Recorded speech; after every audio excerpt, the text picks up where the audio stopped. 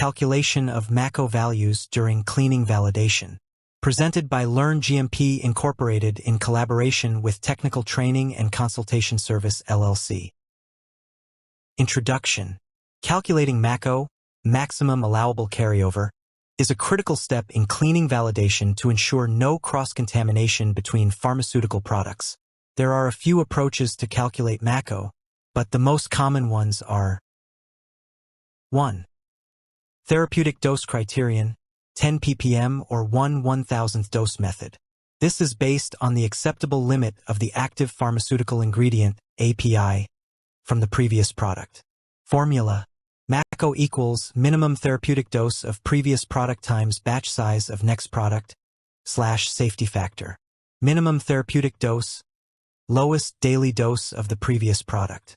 Batch size of the next product, worst case scenario. Safety factor, typically 1000, to apply the 1/1000th dose rule. 2. Toxicological approach, AD/PDE method.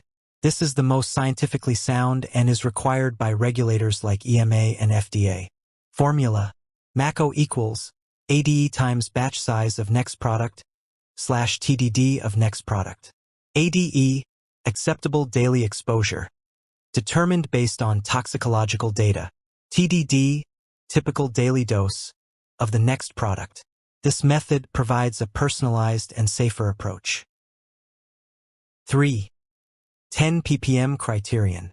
This is a simpler, more conservative method used in some cases. Formula.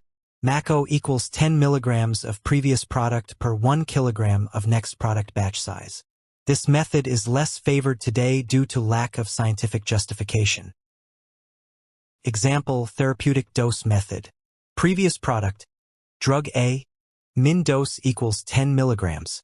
Next product batch size, 500,000 tablets at 500 milligrams each equals 250,000 G, equals 250 kilograms. Safety factor 1000. MACO equals 10 milligrams times 250,000 G / 1000 is equal to 2,500 mg equals 2.5 G. So, the residue of drug A must not exceed 2.5 G in the entire next batch. Thanks for watching our channel. Feel free to reach us at contact@learngmp.com for any training and consultation requirements.